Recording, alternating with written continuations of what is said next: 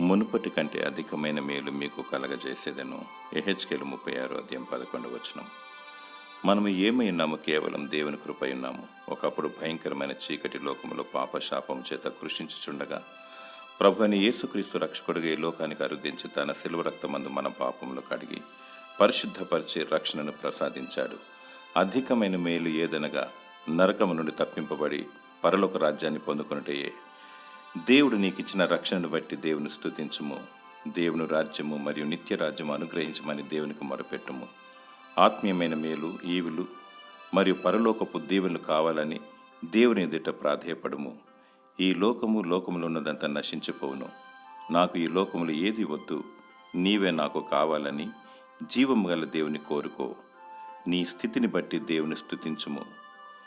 దేవుడు నిన్ను మేలు చేత తృప్తిపరచునుగాక. ఆమేన్.